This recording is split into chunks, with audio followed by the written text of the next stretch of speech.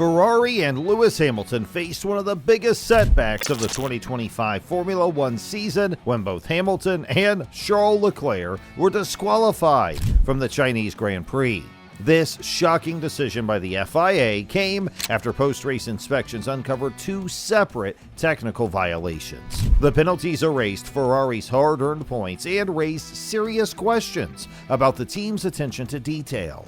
What should have been a strong weekend ended in frustration, leaving fans and analysts wondering how such costly mistakes could happen at this level. The drama began after Hamilton finished 6th and Leclerc crossed the line in 5th.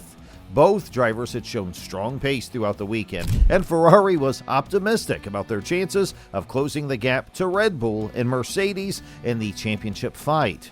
However, those hopes were crushed when the FIA launched a post-race investigation. The technical checks revealed that Hamilton's car did not comply with floor plank regulations, while Leclerc's car was found to be underweight. These infractions led to immediate disqualifications, wiping out Ferrari's points from the race. The double disqualification was a huge blow to Ferrari's championship hopes. Before the Chinese Grand Prix, both drivers were in contention for important points. Their penalties meant that rival teams like Mercedes, McLaren, and Aston Martin gained an unexpected advantage. Esteban Ocon moved up to 5th, Lance Stroll took 9th, and Carlos Sainz claimed the final points-paying position. Ferrari's team principal, Frédéric Vasseur, addressed the media after the race. He admitted that the team had made critical errors and that better management could have prevented the disqualifications. He took responsibility for both issues and emphasized that Ferrari must improve its attention to detail. He also stated that internal reviews would be conducted to ensure such mistakes would not happen again. Upon hearing the news of his disqualification, Hamilton remained calm but was visibly disappointed. He acknowledged that the penalty was painful but said he was encouraged by the pace the car had shown. He believed that Ferrari had the potential to bounce back and challenge for wins in the upcoming races. He also noted that the car felt more connected this weekend than in Australia, which gave him hope for future rounds. And Leclerc was visibly frustrated. He mentioned that he felt the car was light in the final stint, but never expected it to fall below the weight limit. He added that while the team followed protocol by replacing the damaged wing, the mistake in fuel calculation or component weight was unfortunate and costly. This double penalty not only robbed Ferrari of valuable championship points, but also disrupted their momentum. What could have been a strong recovery from their struggles in Australia turned into a major setback. While speed is essential in Formula One, precision and flawless execution are just as important. Ferrari now faces immense pressure to clean up its execution. The team has made significant progress in terms of race pace, and Hamilton is improving with each round.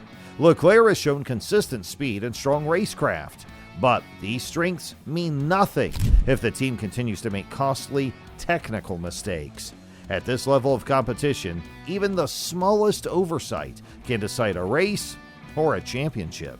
Formula One is not just about what happens on the track. It is about the work done behind the scenes, in the garage, during setup, and in the technical inspections.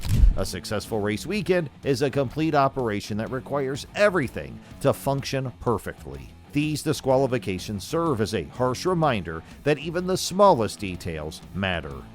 Now, let's break down the details of why each of these drivers was disqualified. Lewis Hamilton's disqualification was due to the skid block underneath the car. This part of the car is also known as the plank, and it plays an important role in keeping the competition fair. The plank is made of wood and is placed under the car. It prevents teams from running their cars too low to the ground, which can give an aerodynamic advantage. If a car is too low, it gets more downforce, meaning it sticks to the road better, improving cornering speeds and overall stability. However, this also means that the car is wearing down the plank faster as it scrapes against the track surface. Formula One has a strict rule that the plank must not wear below a minimum thickness of 9 millimeters. After the race, FIA officials checked Hamilton's car and found that his plank was worn down to 8.5 millimeters. Now, that half a millimeter difference may seem small, but in Formula One, even the smallest advantages matter. Since his car did not meet the legal requirement, he was immediately disqualified. Ferrari accepted the FIA's findings, admitting that it was a miscalculation rather than an intentional attempt to gain an advantage. The FIA does not consider intent when enforcing technical regulations, meaning Hamilton's penalty was unavoidable. This was not the first time he had faced such an issue. In 2023, he was disqualified from the United States Grand Prix for the same problem, which raised concerns about why his team had not fully addressed the issue. But why did this happen? The biggest factor was the sprint weekend format. Normally, teams have 3 practice sessions before the main race, allowing them to fine-tune their car's setup. But on a sprint weekend, there are fewer practice sessions. This means teams have less time to adjust their ride height properly. It is important to note that Hamilton and Ferrari did not intentionally break the rules. But in Formula One, there are no second chances when it comes to technical regulations. The rule exists to make sure that all teams are competing under the same conditions. If one car is found to be illegal, even by a small margin, disqualification is the only outcome. Charles Leclerc's disqualification was due to an entirely different issue. His car was underweight. Formula One has a strict rule that the minimum weight of a car, including the driver but excluding fuel, must be 798 kilograms. The reason for this rule is simple. The lighter a car is, the faster it goes. If teams were allowed to make their cars as light as possible, they would gain a significant speed advantage. At the beginning of the race, Leclerc's Ferrari was exactly on the weight limit. This means it was already close to the danger zone. However, during the race, he made contact with Lewis Hamilton. The impact damaged his front wing, forcing Ferrari to replace it. This temporarily made his car heavier because the new wing added some weight. However, the real problem came after the race, when FIA officials drained all the fuel from his car to measure its dry weight. At that point, Leclerc's car was found to be 1 kilogram under the minimum weight limit. Even though 1 kilogram might seem like a small difference, in F1, rules are rules. And if a car is below the legal weight, it results in an automatic disqualification. Now, Ferrari may have made an error in their calculations because they expected the race to be a 2-stop strategy. This means they assume Leclerc would change his tires in the final third of the race. Newer tires tend to be heavier because they have more rubber on them. If their strategy had gone as planned, Leclerc's car would have remained within the legal weight limit. But the race didn't go the way Ferrari expected. There was no safety car, which meant the race was faster than predicted. As a result, Leclerc burned more fuel than expected, making his car lighter at the end of the race. This is an example of how unpredictable F1 races can be.